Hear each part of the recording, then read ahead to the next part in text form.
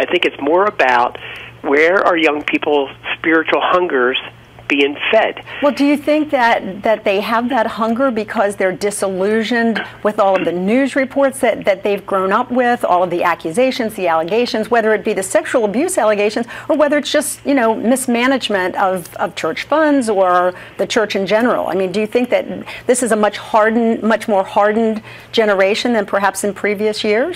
Well, you know what? It's funny, Lynn. I'm not as certain that those kinds of outside influences about stories about the church are the things that have the greatest impact. Because for young people, interesting enough for that age, when you talk about adolescence, their immediate experience of church outweighs what they might read about, hear about. So okay. Issues of clergy abuse, issues of church financial mismanagement do not have the same impact on adolescents as they do on adults in the church. All right, let's talk about the influence then, and gentlemen here in the studio, jump in if you want. Will the closure of so many Catholic schools across the country have an influence? Because when you go to Catholic school, you're pretty much immersed in the religion, whether you like it or not. And anybody who's gone there, you know. So do you think that these closures are going to have a long-term effect on the spirituality of our younger people?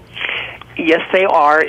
Yes, it certainly will. And it's the same issue that we would have if we started to, if we withdraw our commitment to good parish youth ministry. And what I'm saying is that schools are one delivery system for how we pass on faith, but it's a delivery system that may be over because of the declining numbers of Catholic young people who are now in Catholic high schools. And so if we try to rely on an old system of passing on the faith, I think we as a church are going to miss the boat. Okay, I have to drop it there, though. I'm sorry I'm out of time with you, but I do appreciate your time today. Thank you. Thank you very much. I'm going to give the guest an opportunity to respond to that and you as well, but I'm going to take a real quick break. When we come back, we'll hear from our panel here, and more importantly, we're going to hear from you and some of your Facebook comments. Tell us what you think at lynn@lynndoyle.net.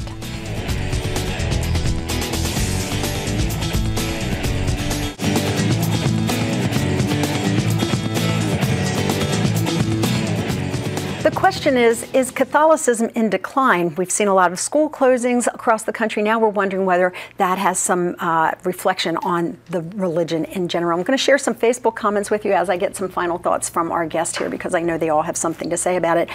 Do you think that moving forward, there has to be more emphasis on returning to a Catholic education to strengthen the church, or is it not going to require that? It's the only reason that Catholic schools exist: faith formation and passing on the faith. And you can talk all about, you know, what's available in the Catholic schools, but the most important delivery system, as our last guest on the phone said, really is the parents and what happens at home and how they live and what they teach their children. That's the most important. But you said earlier that a lot of people say, well, I live a good life and I'm a good person and I don't have to go to confession. So if parents are adopting that, certainly they're going to pass that attitude onto their kids. They're not going to require the kids to all of a sudden be going to confession if they're not going. Right. That's the conceit of the baby boomer generation, of my generation. Personal truth. All right.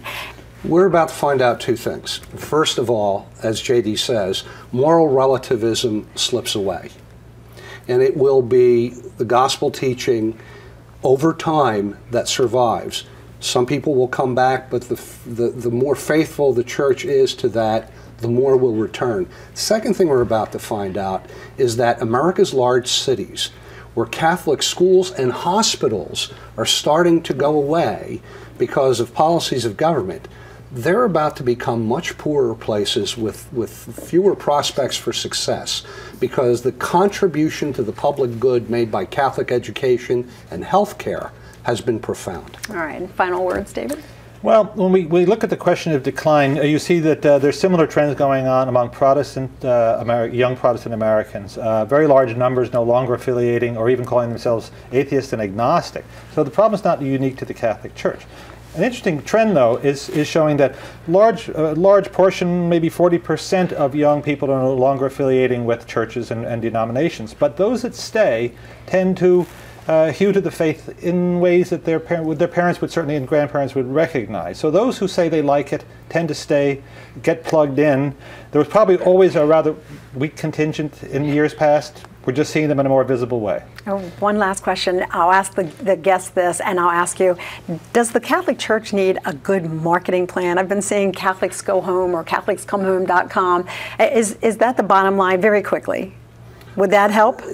It'll help, but it really matters what happens in your faith community. All right, on that note, I'm going to thank you all for being with us. I certainly appreciate it. Please, everyone, read the Bucks County Courier-Times and the Philadelphia Inquirer. They are two of my favorites. They're my go-to every day. So, JD, thank you very much. David, good to have you back with us. And Ed, always a pleasure to have you. You will see Ed in church faithfully and the entire Terzansky clan. I hope we see you there as well. We'll see you the next time, guys. Thanks for watching.